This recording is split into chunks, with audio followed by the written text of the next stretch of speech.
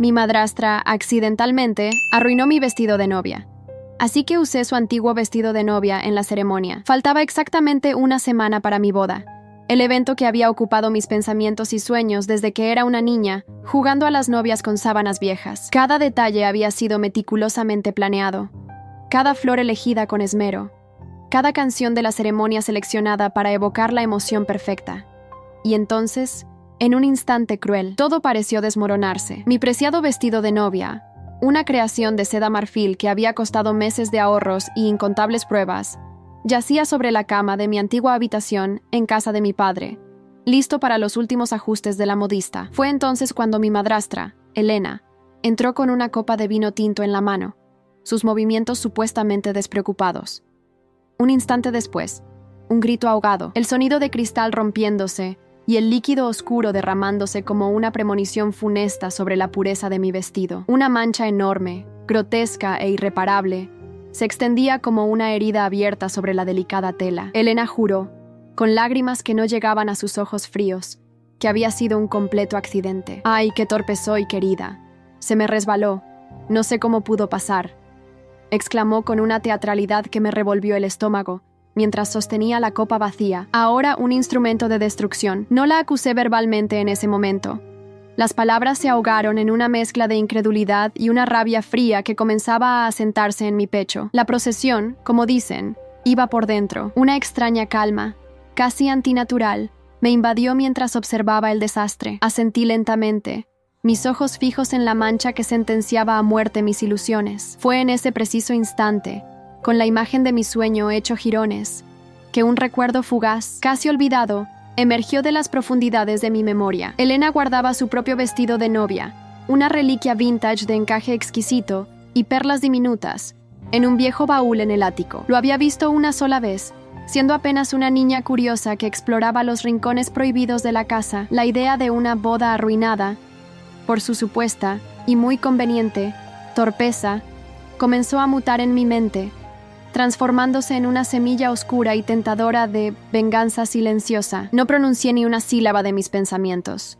Simplemente dejé que la imagen de su vestido, olvidado y cubierto de polvo, tomara forma como una solución irónica y, debo admitir, profundamente satisfactoria a la catástrofe que ella había orquestado. El silencio en la habitación era denso, solo interrumpido por sus falsos sollozos y mis planes tomando forma.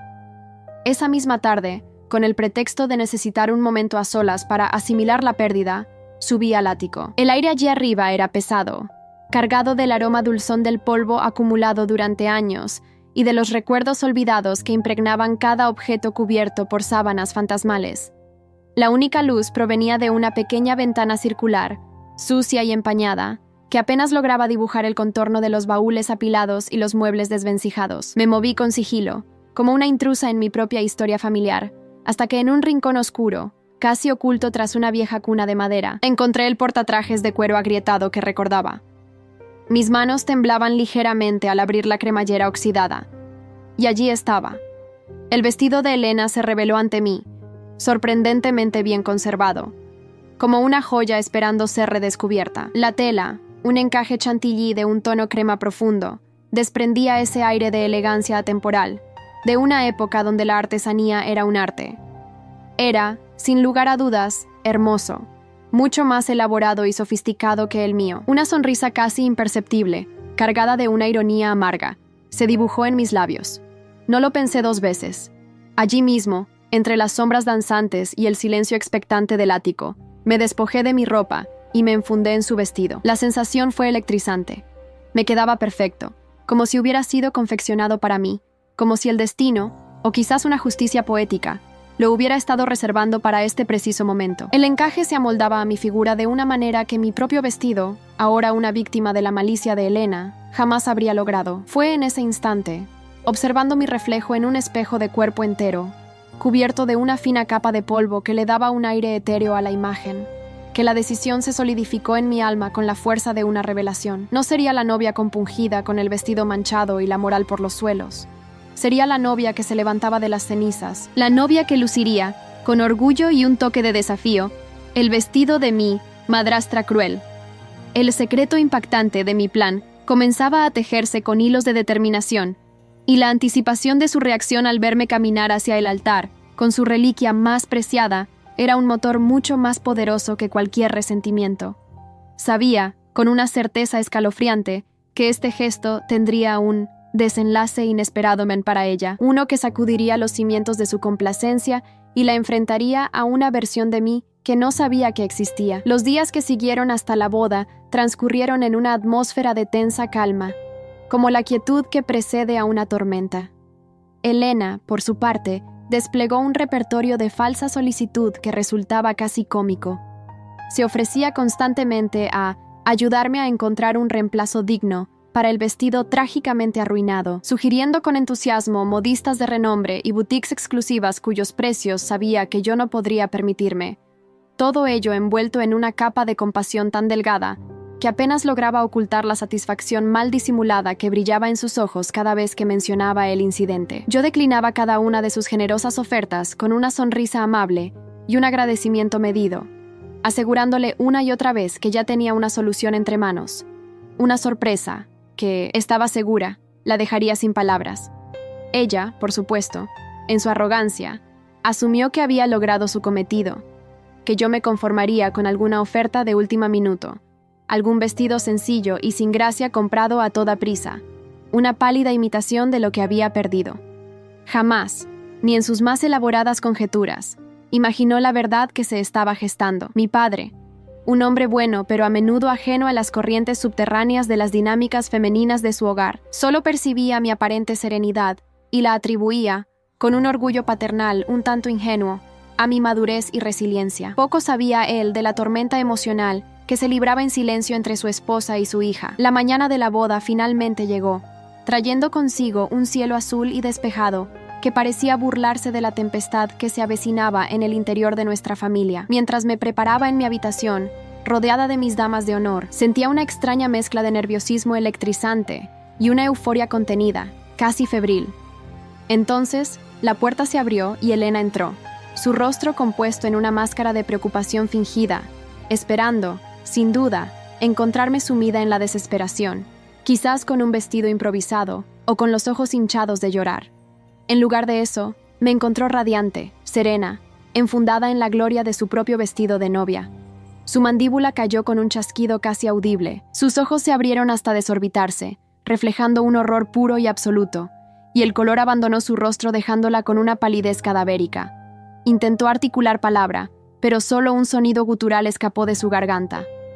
Yo, por mi parte, solo le ofrecí la más dulce y enigmática de mis sonrisas. El camino hacia el altar, del brazo de mi padre, con todas las miradas de los invitados puestas en mí, se sintió como una pasarela triunfal, cada paso una afirmación de mi victoria silenciosa.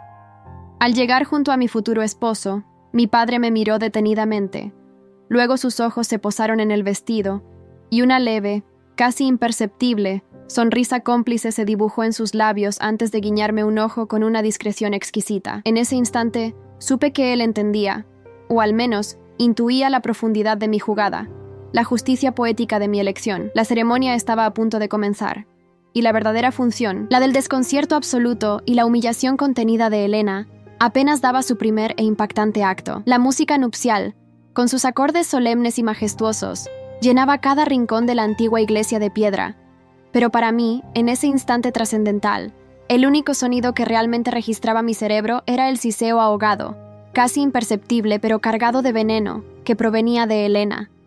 Su rostro, que momentos antes había ostentado una palidez cerúlea producto del shock más absoluto al verme con su vestido, ahora ardía con una furia mal contenida, un volcán de emociones negativas que luchaba desesperadamente por no hacer erupción en pleno servicio religioso, delante de todos nuestros amigos y familiares. Durante toda la ceremonia, desde el momento en que puse un pie en el pasillo central hasta el intercambio de los votos, sentí su mirada clavada en mi espalda como si fueran dos punzones afilados, una presión casi física, tangible, que intentaba con todas sus fuerzas perforar la delicada tela de encaje de su propio vestido, ahora convertido, irónicamente, en mi armadura más resplandeciente. Mi padre, a mi lado en el altar, mantenía una compostura admirable, un estoicismo que siempre le había caracterizado en momentos de tensión, aunque noté, con una mezcla de gratitud y preocupación. Cómo apretaba ligeramente mi mano entre las suyas. Un gesto de apoyo silencioso, casi secreto, que en ese torbellino de emociones encontradas significó el mundo entero para mí. La venganza silenciosa, que había urdido en la soledad del ático, estaba en plena ejecución, y cada palabra de los votos que pronunciaba con voz clara y firme resonaba en el aire con una doble intención, una promesa de amor eterno para mi futuro esposo, y otra, más oscura, más calculada, dirigida directamente a la mujer que había intentado con tanta vileza sabotear el día más importante de mi vida. El recuerdo vívido de la boda arruinada, que ella había planeado meticulosamente para mí, con su copa de vino como arma, se desvanecía lentamente ante la cruda realidad de su propia y palpable humillación, cuando el sacerdote, con su voz grave y pausada, nos declaró marido y mujer, y mi esposo, con una ternura que me derritió por dentro, levantó mi velo y me besó. Pude ver de reojo, sin mover la cabeza, a Elena. Sus nudillos estaban completamente blancos de la fuerza con la que apretaba el pequeño y elegante bolso de satén que llevaba, y sus labios, antes curvados en una sonrisa de falsa compasión, formaban ahora una línea fina, dura y temblorosa. El secreto impactante puan de mi elección de vestuario había detonado como una bomba silenciosa en medio de la celebración, y las ondas expansivas de su efecto apenas comenzaban a sentirse, prometiendo réplicas aún más intensas. La recepción se celebró en un salón de eventos de un hotel de lujo, un espacio elegante y sofisticado, con imponentes candelabros de cristal que colgaban del techo, como cascadas de luz, y mesas redondas adornadas con suntuosos arreglos de flores blancas y velas parpadeantes que creaban una atmósfera mágica y romántica. Intenté con todas mis fuerzas sumergirme en el momento, disfrutar de la compañía de nuestros seres queridos, bailar con mi flamante esposo sintiendo su abrazo protector, reír a carcajadas con las anécdotas de nuestros amigos más cercanos. Pero la presencia ominosa de Elena era una sombra constante que se proyectaba sobre cada instante de felicidad. Se movía entre los invitados con una sonrisa forzada, casi una mueca, pegada en el rostro, recibiendo felicitaciones y cumplidos por mi hermoso y original vestido. Cada palabra de elogio, una nueva espina invisible, clavándose profundamente en su orgullo herido. Fue durante el brindis de mi padre, un momento que se suponía emotivo y lleno de buenos deseos, cuando la tensión acumulada en el ambiente alcanzó un nuevo y peligroso pico. Él habló con elocuencia sobre el amor verdadero, sobre la importancia de la familia como pilar fundamental y sobre cómo las pruebas inesperadas que la vida nos presenta a veces sirven para revelar la verdadera fortaleza y el carácter de las personas. Sus palabras, aunque aparentemente genéricas, parecían llevar un mensaje cifrado, uno con múltiples niveles de interpretación, uno que solo Elena y yo, y quizás él mismo, podíamos entender en toda su complejidad. En un momento dado,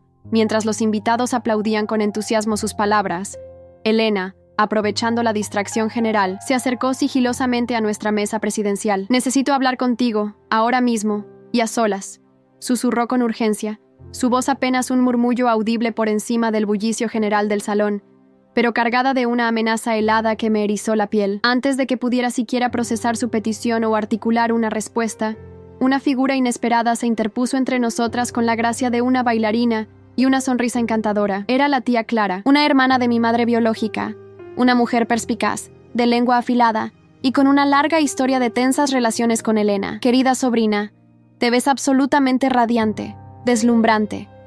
Ese vestido tiene una historia fascinante, ¿verdad?», dijo con un tono dulce pero con una mirada directa y penetrante hacia Elena, quien palideció aún más, si eso era posible. La tía Clara siempre había albergado profundas sospechas sobre las verdaderas intenciones y la naturaleza de mi madrastra cruel, y su oportuna intervención en ese preciso instante no fue, bajo ningún concepto, una casualidad. Sabía, con esa intuición femenina que nunca le fallaba, que algo importante estaba sucediendo bajo la superficie de aparente cordialidad y, a su manera sutil pero efectiva, me estaba ofreciendo una barrera protectora, un escudo contra el veneno que Elena estaba claramente dispuesta a destilar. Elena, visiblemente contrariada y furiosa por la interrupción que había desbaratado sus planes inmediatos, se retiró con una excusa poco convincente sobre la necesidad de retocar su maquillaje, pero no sin antes lanzarme una mirada cargada de resentimiento que prometía un enfrentamiento inevitable en un futuro muy cercano. El desenlace inesperado de esta confrontación que se estaba gestando aún estaba por verse, pero la tensión en el ambiente era tan densa que casi se podía cortar con un cuchillo. Más tarde esa noche, mientras mi esposo y yo nos disponíamos a cortar el monumental pastel de bodas de varios pisos, Elena, persistente en su objetivo, encontró otra oportunidad para abordarme. Se acercó con la excusa trivial de querer una fotografía con los novios, pero en cuanto el fotógrafo se distrajo, ajustando su equipo para capturar otro ángulo, ella se inclinó hacia mí, invadiendo mi espacio personal. «Esto no se va a quedar así», mocosa insolente y malagradecida. Siseó con ferocidad contenida, su aliento cálido, y con un desagradable deje a vino barato demasiado cerca de mi oído. «Has cometido un gravísimo error al desafiarme de esta manera. No tienes ni la más remota idea de con quién te estás metiendo realmente». Su amenaza, aunque susurrada con la intención de no ser escuchada por nadie más, fue clara como el agua y directa como una flecha. La sonrisa no abandonó mi rostro ni por un segundo, pero por dentro, una nueva oleada de fría determinación me invadió, fortaleciendo mi resolución. No iba a permitir que me intimidara. No después de todo lo que había pasado. El único y verdadero error aquí, Elena, fue pensar que podías arruinar mi boda, el día más feliz de mi vida, y salirte con la tuya sin enfrentar ninguna consecuencia. Respondí en el mismo tono bajo y controlado, mis ojos encontrando los suyos con una frialdad glacial que pareció sorprenderla y descolocarla. Ella retrocedió instintivamente un paso, como si mis palabras, cargadas de una verdad innegable, la hubieran golpeado físicamente. Justo en ese preciso y tenso momento, mi padre se acercó a nosotras, su rostro reflejando la preocupación al notar la evidente tensión que emanaba de nuestra interacción. «¿Todo bien por aquí, señoras?», preguntó con una calma estudiada, casi paternal, colocando una mano tranquilizadora en mi hombro y otra, con menos convicción, en el de Elena, separándonos sutilmente y disipando la confrontación inminente. Elena forzó una sonrisa que no llegó a sus ojos y se excusó rápidamente, alegando que necesitaba tomar un poco de aire fresco, perdiéndose casi de inmediato entre la multitud de invitados que bailaban y celebraban. Mi padre me miró entonces con una mezcla de preocupación y algo que identifiqué como resignación. «Ten mucho cuidado, hija. Elena puede ser implacable y muy vengativa cuando se siente humillada o expuesta». Sus palabras no hicieron más que confirmar mis crecientes sospechas. Él sabía mucho más de lo que aparentaba sobre la verdadera y oscura naturaleza de la mujer con la que compartía su vida. La fiesta continuó su curso, la música sonaba, la gente reía, pero la semilla de la duda y la creciente anticipación de la próxima jugada de Elena crecía y se expandía en mi interior como una sombra. Sabía, con una certeza inquietante, que la noche aún no había terminado y que el verdadero y definitivo enfrentamiento estaba por llegar. Un enfrentamiento que, presentía, podría revelar más de un secreto impactante, antes de que todo este drama familiar concluyera de una vez por todas. La luna de miel, aquel interludio idílico en una isla remota de aguas turquesas y arenas blancas, fue un respiro absolutamente necesario. Una burbuja de felicidad pura y sin adulterar. Lejos, muy lejos, de la densa y casi irrespirable tensión que había quedado flotando en el aire viciado de la recepción tras la boda. Cada día bajo el sol tropical, cada noche bajo un manto de estrellas desconocidas, me sentía más fuerte, más conectada con mi esposo y, paradójicamente, más preparada para la tormenta que sabía, con una certeza ineludible, que me esperaba a mi regreso, porque aunque intentara sumergirme en la dicha del presente, la sombra de Elena y su furia contenida se proyectaba incluso en aquel paraíso lejano. Sabía que el enfrentamiento con ella no era una posibilidad, sino una certeza, una cita pospuesta que el destino ya había marcado en el calendario. A nuestro regreso a la ciudad, con el bronceado aún fresco en nuestra piel y los recuerdos felices agolpándose en nuestras mentes, la primera señal inequívoca de que la tormenta no solo no había amainado, sino que probablemente había cobrado fuerza, llegó a través de una llamada telefónica de mi padre. Su voz, usualmente tan firme y serena, sonaba extrañamente preocupada, distante, casi quebrada. «Elena está muy afectada, hija.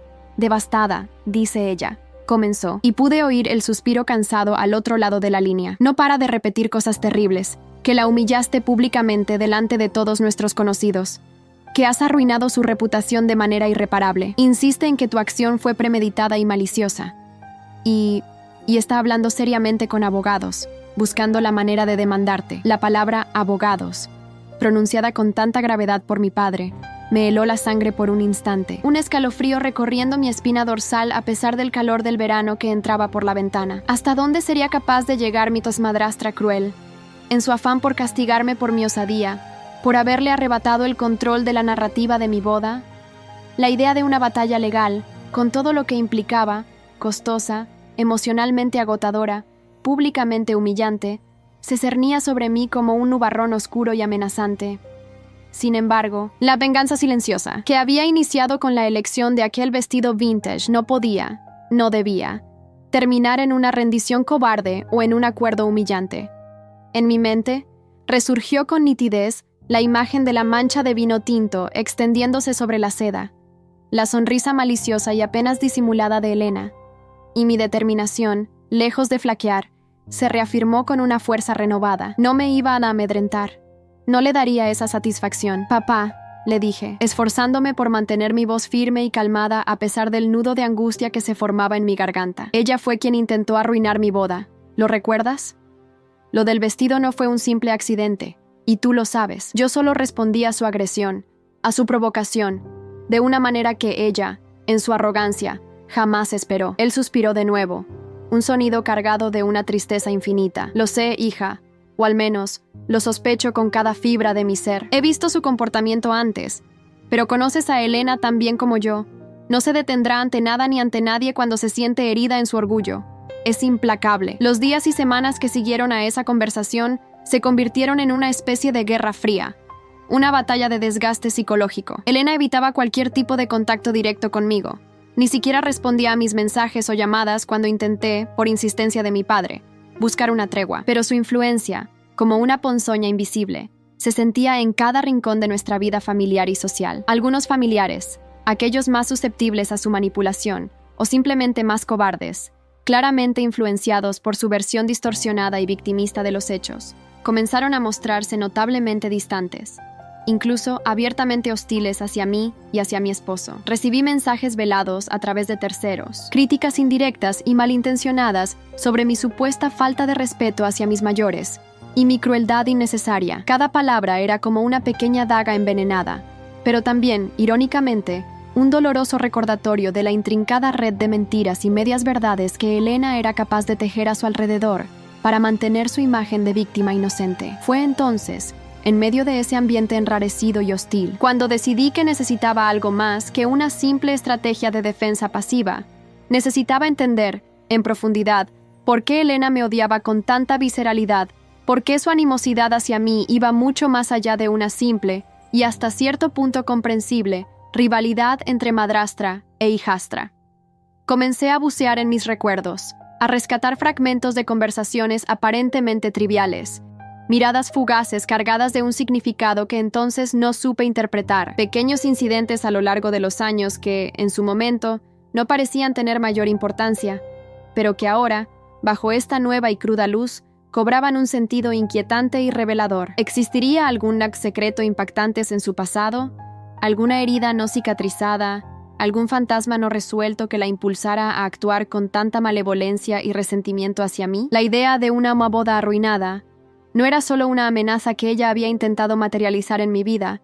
Comencé a sospechar que, quizás, ella también había tenido sus propios fantasmas y frustraciones relacionados con matrimonios fallidos, expectativas no cumplidas y sueños rotos. Esta profunda reflexión me llevó a buscar respuestas en lugares inesperados, a indagar con suma discreción entre los viejos amigos de la familia, aquellos que conocían a Elena desde mucho antes de que entrara en nuestras vidas, aquellos que podrían tener la llave para desentrañar el enigma de su comportamiento. Necesitaba respuestas, no solo para defenderme, sino para comprender la magnitud del monstruo al que me enfrentaba. Una tarde gris y lluviosa, mientras revisaba cajas llenas de viejas fotografías familiares en el desván de la casa de mi abuela materna, un lugar que siempre había sido mi refugio en momentos de confusión, encontré una imagen que me dejó literalmente sin aliento. Era una fotografía en blanco y negro, ligeramente amarillenta por el paso del tiempo, de la primera boda de mi padre, con mi madre biológica, aquella mujer a la que apenas recordaba pero cuya ausencia había marcado mi infancia. Ambos sonreían a la cámara, jóvenes, enamorados, llenos de esperanza, y allí, entre el grupo de invitados, sonriendo de manera forzada y casi dolorosa en un discreto segundo plano, como una sombra acechante, estaba una Elena mucho más joven, casi irreconocible sin el maquillaje impecable y las joyas costosas que solía lucir, pero con la misma mirada intensa y calculadora. Mi abuela, una mujer sabia y observadora, al ver la fotografía en mis manos y la expresión de perplejidad en mi rostro, suspiró con una profunda tristeza que pareció llenar toda la habitación. «Ay, hija mía», comenzó con voz queda. «Elena siempre estuvo secretamente enamorada de tu padre, incluso cuando él estaba felizmente casado con tu madre. Fue una situación muy complicada y dolorosa para todos en aquel entonces. Ella nunca superó realmente ese rechazo inicial. Las piezas del intrincado rompecabezas comenzaron a encajar en mi mente con una claridad aterradora. El odio desmedido de Elena no era solo hacia mí, su hijastra, la prueba viviente de un amor que no le pertenecía. Era una proyección tóxica de celos patológicos y resentimientos antiguos, una amargura profunda que había fermentado y crecido en su interior durante años, como un veneno lento. Ella no solo había intentado arruinar mi boda por pura maldad, había intentado, de manera simbólica y desesperada, borrar cualquier vestigio de la felicidad que mi padre había encontrado primero con mi madre y luego conmigo, su hija, la heredera de ese primer amor. Este descubrimiento fue, sin duda, doloroso, como si me hubieran arrancado una venda de los ojos para mostrarme una verdad cruda y desagradable. Pero, paradójicamente, también fue extrañamente liberador. Ya no se trataba solo de una afrenta personal, de una simple disputa por un vestido. Se trataba de una dinámica familiar mucho más profunda, compleja y oscura de lo que jamás hubiera imaginado. Sabía, con una certeza que me helaba los huesos, que el desenlace inesperado de toda esta enrevesada situación dependería crucialmente de cómo manejara esta nueva y delicada información. Decidí en ese momento que no usaría este conocimiento recién adquirido para atacar a Elena directamente, para humillarla o destruirla, aunque una parte de mí ansiara hacerlo. En lugar de eso, intentaría entenderla, y quizás, solo quizás, encontrar una manera de neutralizar su veneno sin necesidad de destruirme a mí misma o a mi familia en el proceso. La confrontación final, lo sentía en el aire, se acercaba inexorablemente, y ahora, armada con esta nueva comprensión, me sentía más preparada, no para una guerra abierta, sino para buscar una resolución, aunque esta fuera difícil y dolorosa para todos los implicados. Justo cuando pensaba que podría tener un breve respiro para asimilar todo esto, para trazar un plan, recibí en mi domicilio un sobre con el sello de un prestigioso y muy caro bufete de abogados. Dentro, una notificación formal de demanda. Elena no estaba jugando, no estaba blufeando. Realmente estaba dispuesta a llevar esta guerra hasta las últimas consecuencias, acusándome formalmente de difamación, calumnias y daño moral por el uso no autorizado y malintencionado de su vestido de novia. La ironía de la situación era casi cómica, digna de una obra de teatro del absurdo, pero la amenaza que representaba era absolutamente real y muy seria. La verdadera batalla estaba a punto de comenzar. La notificación oficial del prestigioso bufete de abogados que representaba a Elena, con su lenguaje legalista y sus amenazas veladas, fue la chispa que finalmente encendió la pólvora en un polvorín que llevaba semanas acumulando tensión. La acusación formal de daño moral y perjuicios, y el supuesto uso no autorizado y malintencionado de su vestido de novia, era una construcción tan evidentemente ridícula, tan alejada de la realidad de los hechos, que casi me habría provocado una carcajada sonora, si no fuera por la palpable seriedad y la profunda preocupación con la que mi padre la tomó desde el primer instante. «Hija mía, esto podría complicarse mucho más de lo que imaginas. Elena está dispuesta a gastar una auténtica fortuna, a remover cielo y tierra, con tal de hacerte la vida imposible y hacerte pagar por lo que ella considera una humillación imperdonable», me advirtió con voz sombría durante una tensa y casi silenciosa cena familiar. Una cena a la que Elena, por supuesto, no asistió, enviando en su lugar una fría y escueta nota manuscrita, excusándose por una súbita e inexplicable indisposición. La madrastra cruel estaba moviendo sus fichas con astucia en el tablero de ajedrez de nuestra disputa familiar, intentando arrinconarme legal y emocionalmente, esperando mi rendición. Pero yo, aunque en un principio me sentí intimidada por la parafernalia legal, tenía un as bajo la manga, una carta que no había planeado usar pero que ahora se revelaba como mi mejor defensa.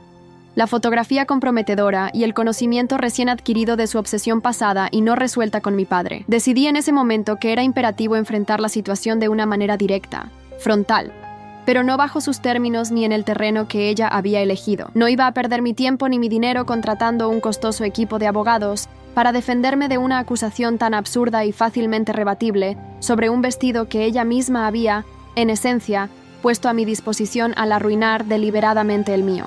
Mi venganza silenciosa, aquella que había comenzado como un acto de justicia poética, necesitaba ahora una confrontación definitiva, pero una confrontación inteligente, estratégica, donde yo dictara las reglas del juego. Con esta idea en mente, organicé una reunión.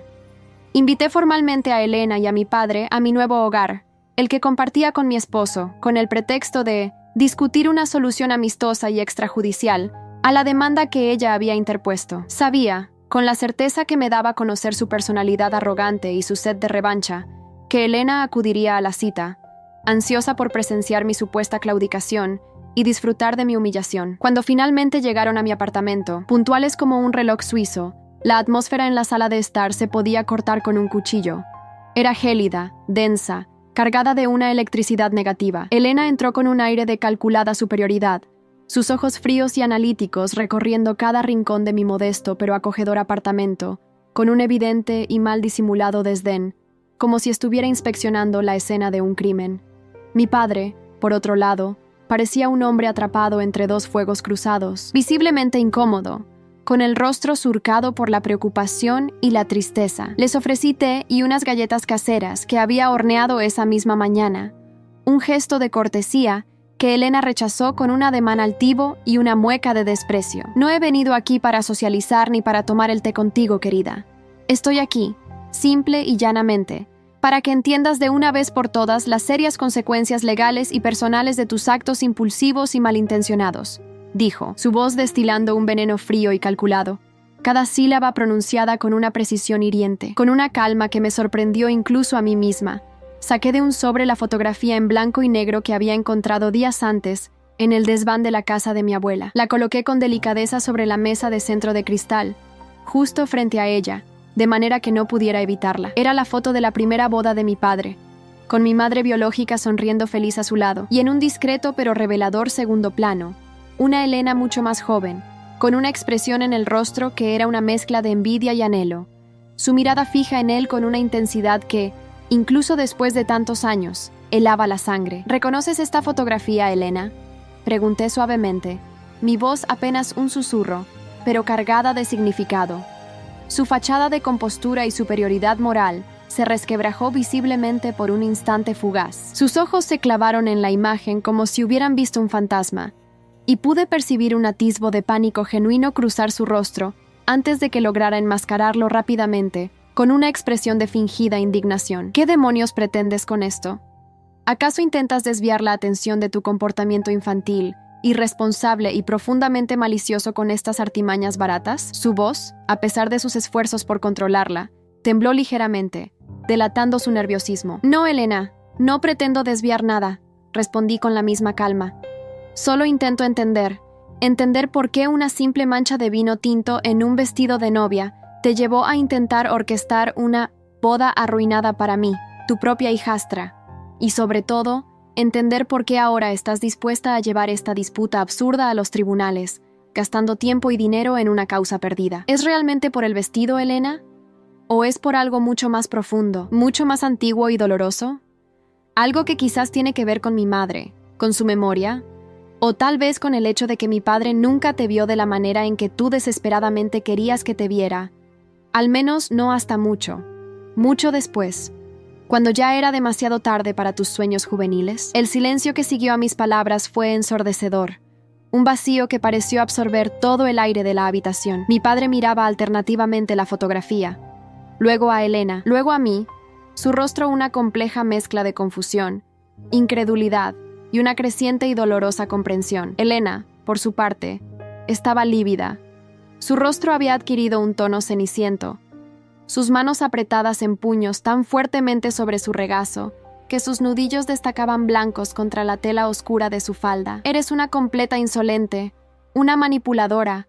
No sabes absolutamente nada de mi vida ni de mis sentimientos, siseó finalmente, su voz temblando de rabia contenida. Puede que no lo sepa todo, Elena, admití con sinceridad, pero sé que estuviste obsesivamente enamorada de mi padre mucho antes de que mi madre falleciera. Sé que tu resentimiento visceral hacia mí no es solo por un estúpido vestido, sino por años, décadas quizás, de celos no procesados y de una amargura que te ha consumido por dentro. Este secreto impactante, que tanto te esfuerzas por ocultar, no es tan secreto como tú crees, ¿verdad? La confrontación había llegado a su punto álgido, el momento de la verdad que tanto había temido, pero que también, en cierto modo, anhelaba. Elena se levantó de golpe, su cuerpo temblando visiblemente, y en un gesto de pura frustración e ira, tiró la taza de té que mi padre sí había aceptado y que reposaba sobre la mesita. El líquido oscuro se derramó sobre la alfombra clara, creando una mancha que era una irónica y dolorosa repetición del incidente original del vestido de novia. «Voy a destruirte. Te juro que voy a destruirte», gritó fuera de sí, su rostro contorsionado por una rabia que la desfiguraba.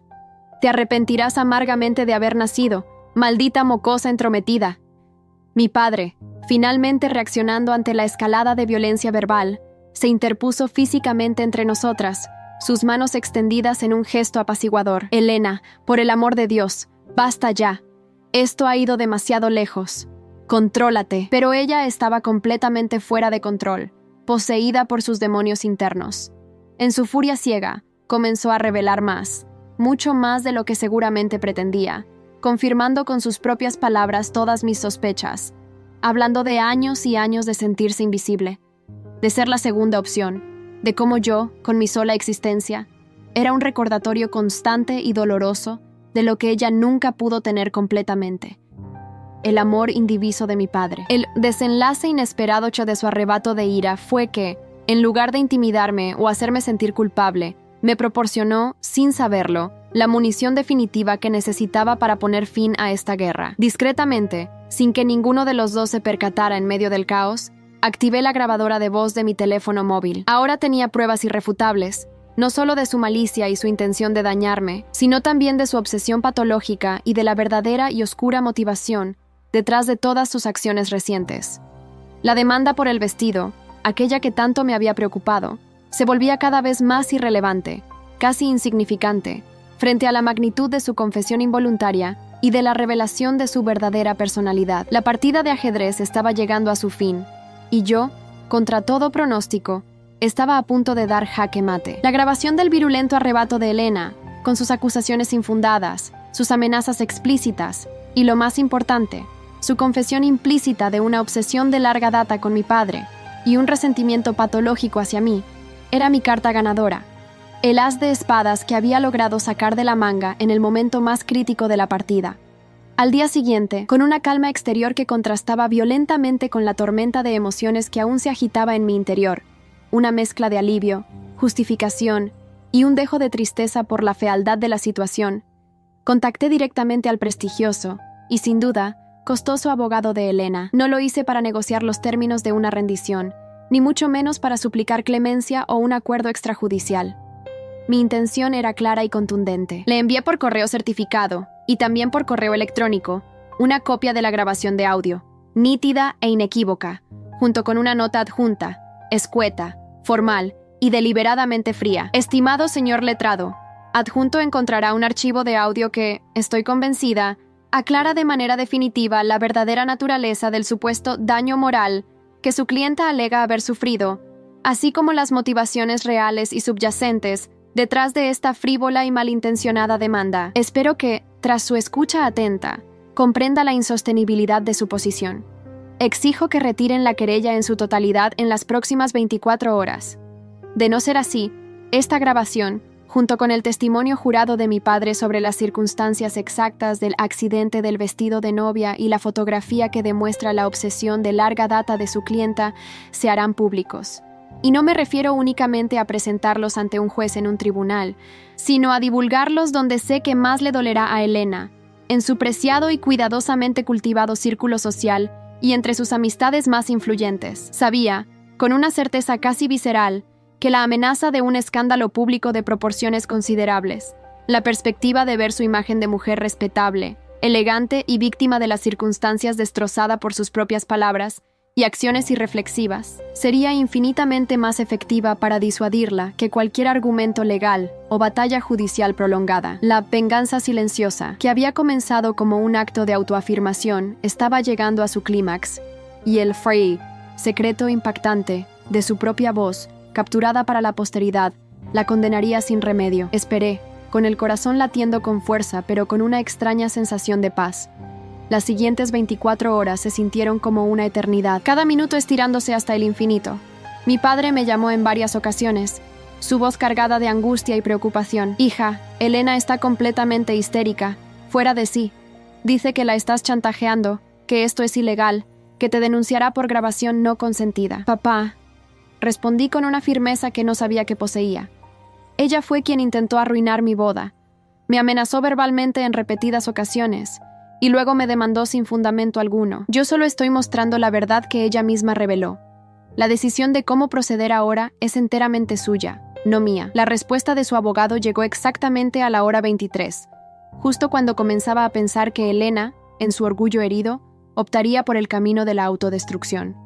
Fue un correo electrónico formal, lacónico, casi telegráfico, confirmando el retiro inmediato e incondicional de todas las acciones legales emprendidas contra mí. No hubo ni una sola palabra de disculpa, ni el más mínimo atisbo de arrepentimiento.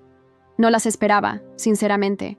Pero hubo silencio, un silencio elocuente, un silencio que, en ese contexto, valía más que 1000 disculpas forzadas. La madrastra cruel, aquella que se creía intocable y todopoderosa en su pequeño reino de manipulaciones, había sido finalmente desarmada.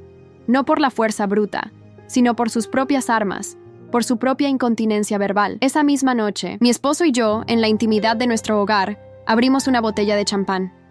No era el más caro, ni el más exclusivo, pero sí el más significativo que jamás habíamos probado.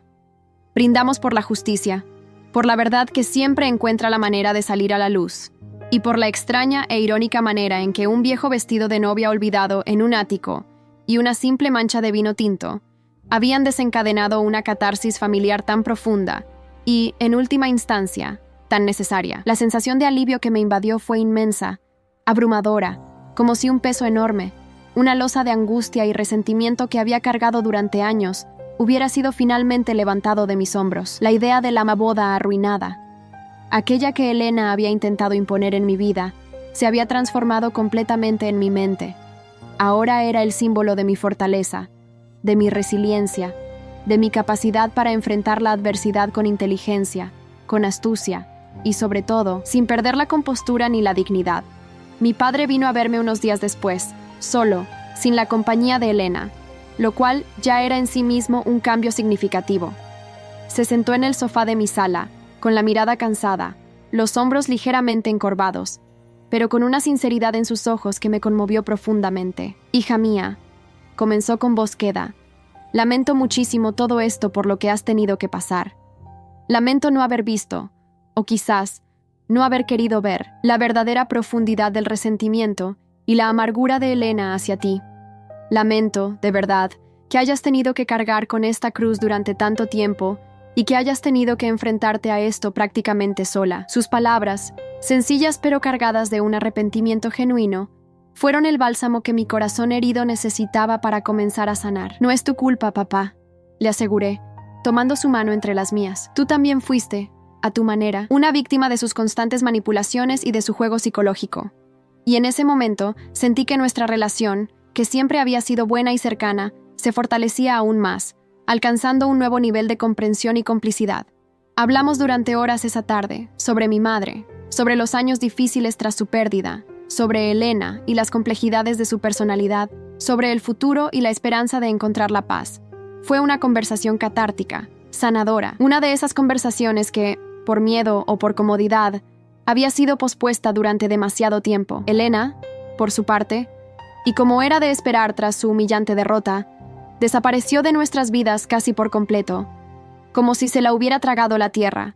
Siguió legalmente casada con mi padre, al menos por un tiempo, pero su relación, ya tensa y desgastada, se volvió aún más distante, fría y puramente formal. Una convivencia bajo el mismo techo, pero en universos emocionales completamente separados. Ella se recluyó en sí misma, evitando sistemáticamente cualquier tipo de evento familiar o social donde supiera que podría encontrarse conmigo o con aquellos que conocían la verdad de lo sucedido. Su derrota no fue pública en el sentido escandaloso y humillante que ella tanto temía, y que yo, en un momento de debilidad, podría haberle infligido, pero en el pequeño y a veces cruel mundo de nuestra familia y de nuestros amigos más cercanos, la verdad, como el agua, se abrió paso lentamente, filtrándose por las grietas de su fachada cuidadosamente construida.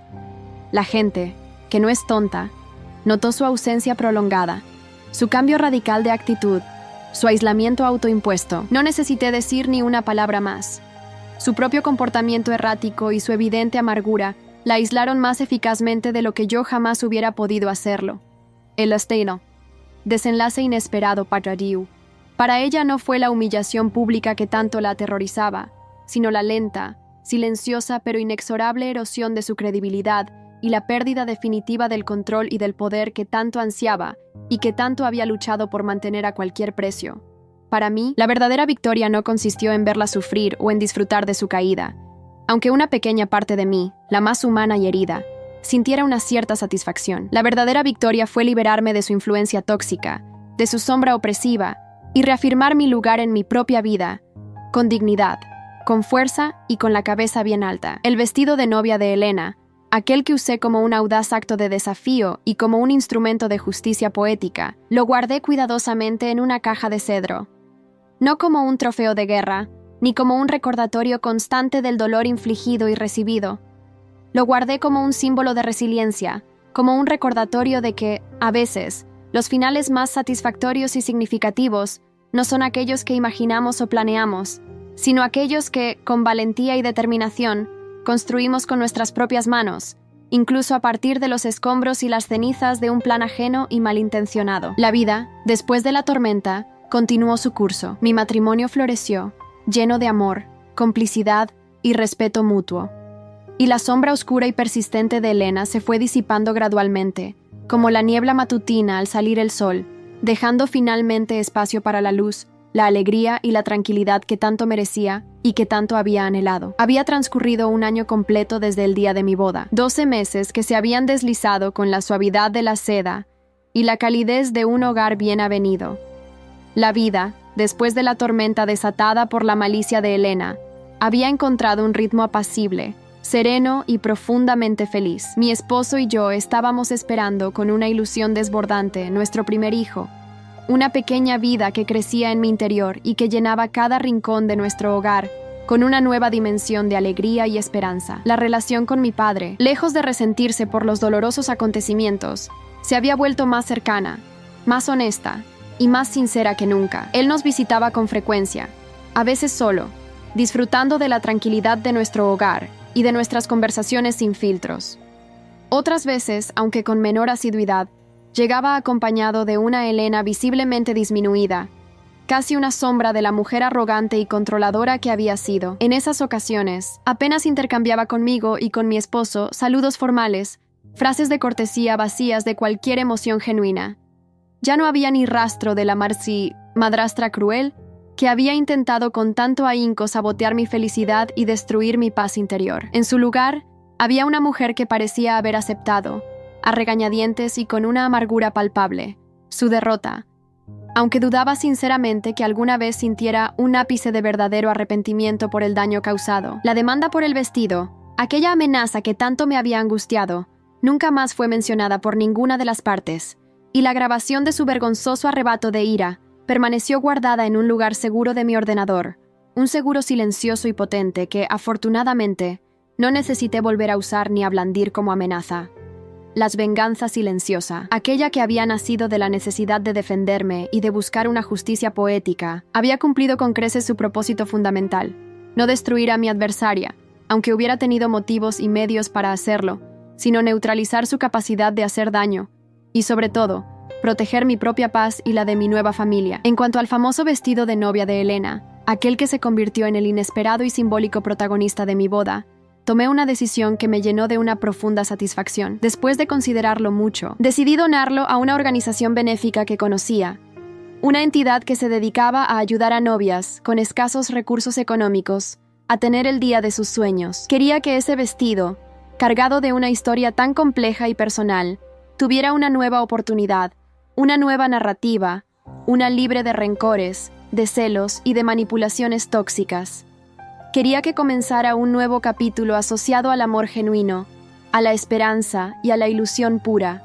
Fue, para mí, un acto simbólico de cierre definitivo, Una manera de dejar ir completamente el pasado, con sus heridas y sus fantasmas, y de abrazar con todas mis fuerzas el futuro luminoso que se abría ante mí. Ya no necesitaba ese recordatorio físico, tangible, de la tormenta emocional que habíamos atravesado como familia. El verdadero recuerdo, el que realmente importaba, el de mi propia fortaleza interior, el del amor incondicional de mi esposo y la lealtad inquebrantable de aquellos que me amaban de verdad, estaba grabado a fuego en mi corazón y en mi memoria, y eso era más que suficiente. La idea persistente de una boda arruinada, aquella que Elena había intentado sembrar en mi mente y en mi vida, se había disuelto por completo, como un mal sueño al despertar. Había sido reemplazada por la certeza inamovible de que, incluso de las situaciones más amargas, de las pruebas más difíciles, puede surgir algo bueno, algo positivo, si se enfrenta con coraje, con inteligencia y con una pizca de astucia. El secreto impactante de la obsesión enfermiza de Elena y de sus motivaciones ocultas ya no tenía ningún poder sobre mí ni sobre mi familia. Habíamos encontrado, todos juntos, nuestro propio e inesperado desenlace inesperado, uno donde la calma, la comprensión y la felicidad prevalecían, no a pesar de las dificultades y los conflictos vividos, sino precisamente gracias a haberlos superado juntos, fortaleciendo nuestros lazos en el proceso. Mi padre, en una de sus visitas posteriores, durante una conversación íntima y cargada de emoción, me confesó con una mezcla de alivio y tristeza que estaba considerando seriamente la posibilidad de separarse legalmente de Elena, buscando finalmente su propia paz y su propia felicidad después de tantos años de una convivencia difícil y emocionalmente desgastante. No lo presioné en absoluto para que tomara una u otra decisión, pues entendía que era un camino que debía recorrer por sí mismo, pero le ofrecí todo mi apoyo incondicional en su necesidad de encontrar la felicidad y la serenidad que tanto merecía, así como él, a su manera, y a pesar de las circunstancias, siempre había apoyado la mía. La vida, al final, siempre encuentra la manera de reacomodar las piezas, a veces de formas que nunca hubiéramos imaginado. Hay historias que no son solo historias, son espejos de la vida. Si esta te conmovió, ayúdanos a seguir contando otras que también merecen ser escuchadas. Hazte miembro. Únete a nosotros. Muchas gracias y que tengas un excelente día.